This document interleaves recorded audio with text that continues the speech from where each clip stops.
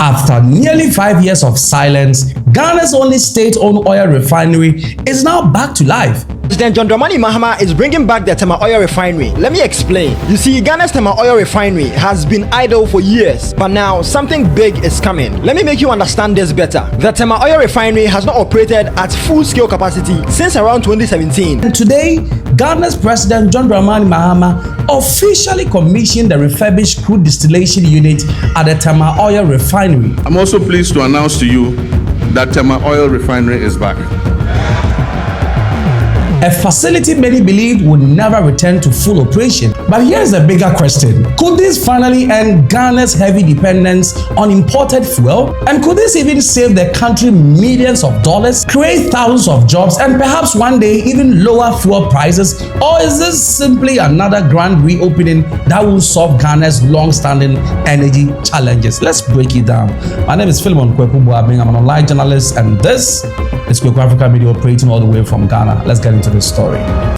So President John Dramani Mahama arrived at the Tema Oil Refinery this morning to commission the refinery's newly refurbished Crude Distillation Unit, commonly known as the CDU. Now, this is what will be used to distilled oil in Ghana. Now, if you are wondering why everyone is talking about one machine, it's because this isn't just any piece of equipment. In fact, the CDU is the heart of the refinery.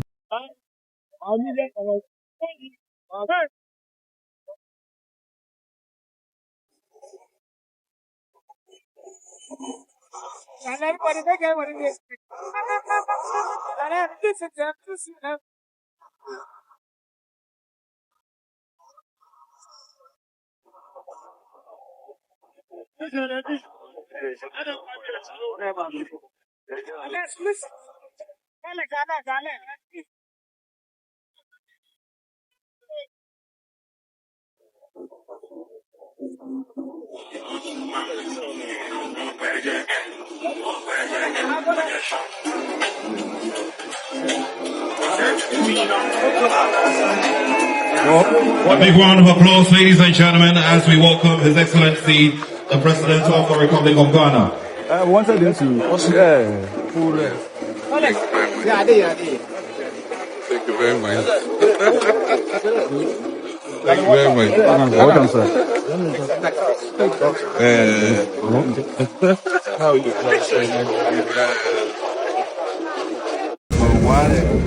2, 3, go. One more. 1, 2, 3, go. Last one. 1, 2, 3, go.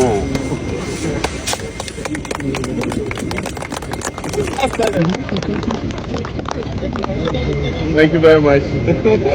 Okay.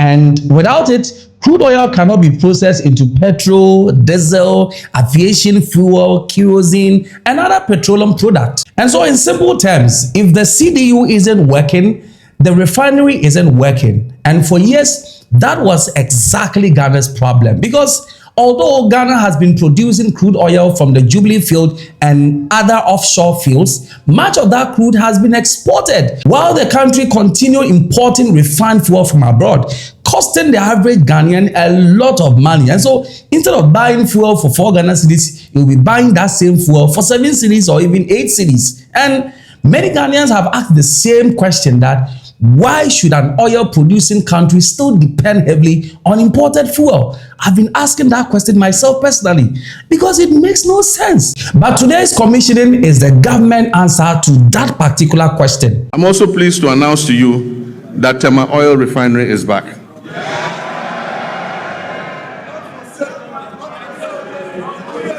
The new management of the refinery has successfully completed extensive turnaround maintenance. And I'm pleased to inform you that this August House that for the first time since 2018, the refinery has commenced processing of crude oil into petroleum products again. So, Mr. Speaker, let me assure our countrymen and women that the energy sector reforms continue unabated. I remain fully committed to turning around the sector, strengthening its foundations, and ensuring reliable, affordable, and sustainable energy security for our nation. But before that, even know that this project goes beyond restarting old machinery.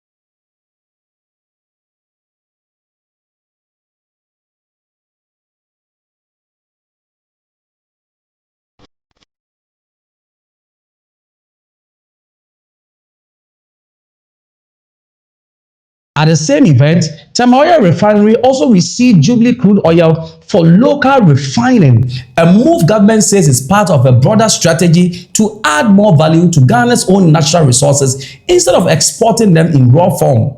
So we are so excited at Tema Oil Refinery today.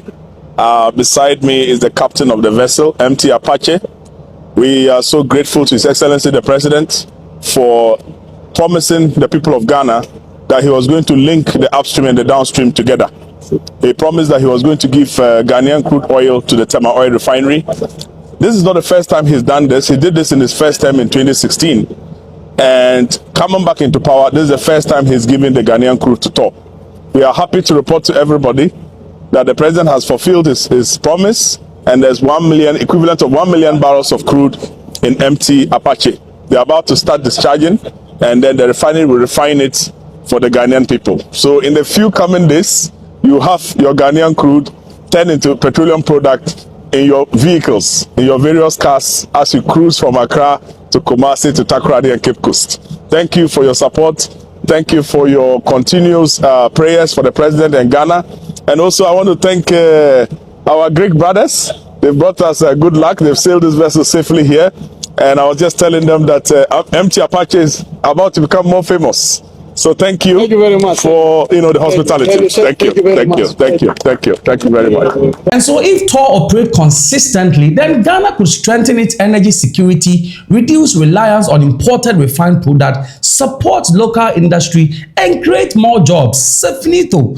That is basically what is going to happen. However, the biggest challenge begins now, because restarting a refinery is one thing, and keeping it running for a very long term is also another thing, especially keeping it running efficiently. And TOR has faced financial and operational difficulties before, and many Ghanaians will be watching closely to see whether this revival becomes a lasting success or another short-lived comeback that we've seen in previous years. But in all of these, one thing is clear, that after years of uncertainty, Ghana's biggest refinery is active again. President John Dramani Mahama is bringing back the Tema Oil Refinery. Let me explain. You see, Ghana's Tema Oil Refinery has been idle for years, but now something big is coming. Let me make you understand this better. The Tema Oil Refinery has not operated at full-scale capacity since around 2017, and by 2021, it was effectively shut down due to heavy debt over $400 million, poor maintenance, international corruption scandal, and lack of crude oil supply. The Tema Oil Refinery was built to refine crude oil into usable products. Its core job is to process crude oil into finished petroleum products like petrol, diesel, kerosene, liquefied petroleum gas, and aviation fuel. But there was a problem. TOR has been troubled for over 2 decades under both NDC and MPP governments. Key problems include unpaid debts by the government to TOR for subsidized fuel pricing, no consistent supply of crude oil to keep operation running, bad leadership appointments based on politics, not technical skills, failure to upgrade old equipment. This led to repeated shutdowns starting in the mid-2000s and worsening by 2017. In 2021, under the Akufo administration, TOR was exposed for fuel theft worth over $50 million. Goods deliveries, fuel products were recorded as delivered but never actually moved. Embezzlement of funds through contracts and staff collusions. The Interim Management Committee at the time uncovered this through internal audits. One major red flag was a contract where TOR paid over $22 million for a pipeline job that was never completed. There were no arrests, but some staff were suspended and investigated. TOR is finally set to resume operations by October 2025. Yes, Ghana may soon stop depending entirely on foreign refineries for fuel. The plan is to start with processing about 45,000 barrels of crude oil per day. That's not full-scale capacity yet, but it's a major restart. And why does this matter? It could reduce fuel importation costs, help stabilize fuel prices, and create jobs at home, especially for technical workers. But here's a real question. Would this revival last, or is this just another government PR move? If President Mahama is bringing it back in 2025, he will need tight reforms and real accountability, or the same rot will return. You see, before TOR, Ghana imported all refined petroleum products. The idea was, if Ghana could refine its own oil, we would save foreign exchange and reduce fuel price shocks. Some of you may ask, is Mahama restarting TOR because of Iran-Israel war? Well, no official link has been made, but geopolitically, the Iran-Israel conflict makes it very smart timing. Restarting TOR in October 2025 could be one of Mahama's biggest early achievements. The Iran-Israel conflict threatens global crude oil supply chains, fuel pricing, political alliances, especially for countries aligned with the West, like Ghana. If this war escalates, countries that import 100% of their fuel, like Ghana, could face fuel shortages, high prices, high exchange pressure. This single move by the NDC could strengthen the city overnight. After years of silence, the Tema Oil Refinery is finally coming back to life. And by the end of October 2025, Ghana will start refining its own crude oil again. And this time, the stakes are higher than ever. TOR's Corporate Affairs Officer, John Dramani Mahama, says their maintenance project is already 98% complete.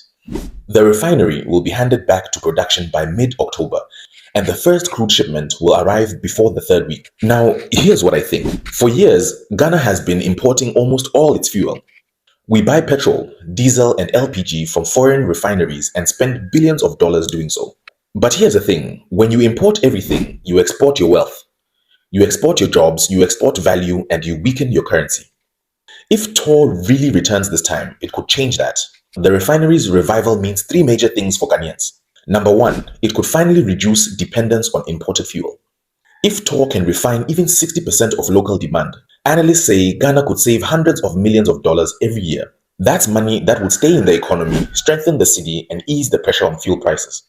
Imagine not having to worry about global shipping delays or sudden international price hikes. Local refining would make fuel prices more stable.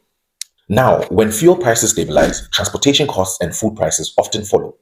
Second of all, this could bring jobs back to Tema. You have to understand that a refinery of TOR size doesn't just employ engineers and technicians. It supports drivers, contractors, suppliers, and hundreds of small businesses.